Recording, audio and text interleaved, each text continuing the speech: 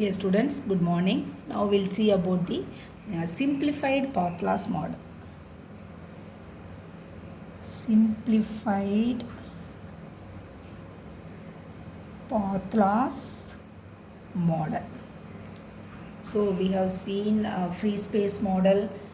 We have seen two-ray model.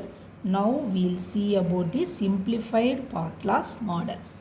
So this model is generally valid at the transmittance distance d greater than d naught. So this simplified path loss model is valid at transmission distance d greater than d naught. Usually this d naught will be assumed to be 1 to 10 meters in indoor propagation and 10 to 100 meters in outdoors propagation. So here when you are going to analyze this path loss model, we have to know the path loss exponent. So path loss exponent it's represented by gamma. This value will be varied based on the environment. Suppose for example, if you are going to consider urban area, urban macro cells covers a larger distance. In that case, the range of gamma will be 3.7 to 6.5. These are all the standard values. Similarly, for urban micro cells, this will be from 2.7 to 3.5. If for an office building, which is occurred in the same floor, then it is 1.6 to 3.5. Similarly, if it is having a multiple floors, if an office building is having a multiple floor, then the value ranges from 2 to 6. And if it is a big factory,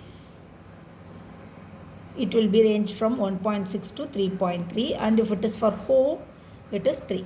So from this range, we can analyze that the path loss exponents at higher frequencies tend to be higher, and the path loss exponents at higher antenna heights tend to be lower. Okay, so this is the key points which you have to know. It is path loss exponents at higher frequencies tend to be higher.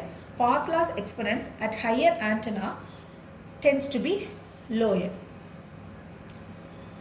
So with this we can go for an analysis of outdoor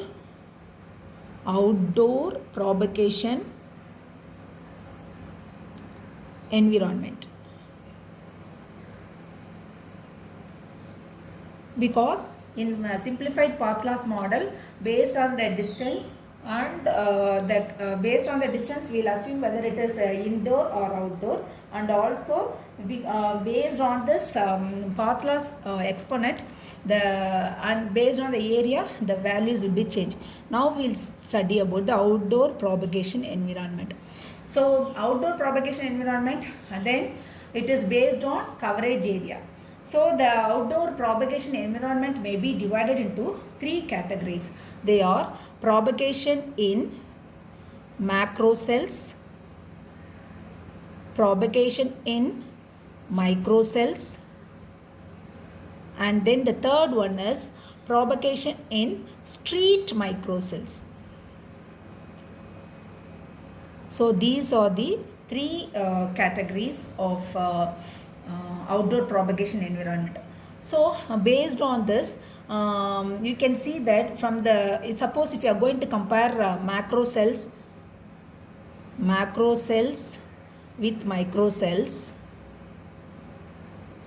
if you are going to take cell radius, it will be 1 to 20 kilometer, and this will be 0.1 to 1 kilometer, and transmitted power will be equal to 1 to 10 watts, and this will be equal to 0.1 to 1 watts.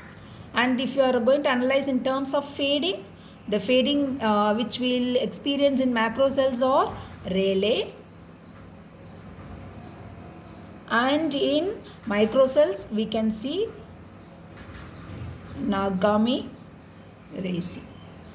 And RMS delay spread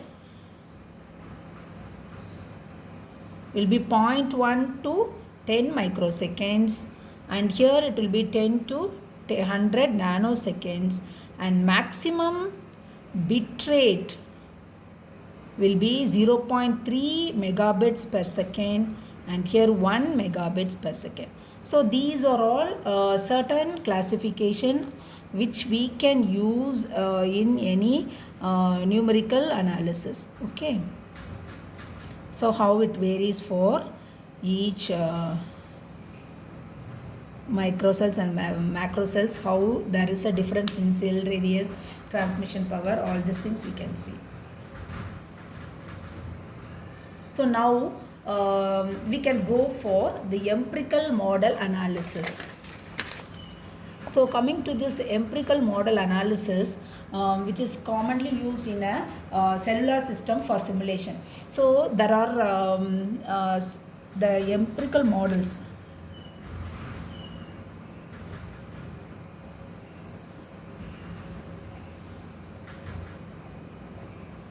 The empirical models can be classified as, there are different models. One is Okumura model. This is a graphical representation and frequency specific. So this model will be represented in forms of graph. And next one is Hatta model. Hatta model. This is analytical approximation to Okumura model. Okay. And the third one is COST 231 model. This is an extension to Hatta model to a higher frequency up to 2 gigahertz. Okay. And next one is Wolfish Bertoni, which is an extension to COST 231, which include diffraction from rooftop. Diffractions from roof.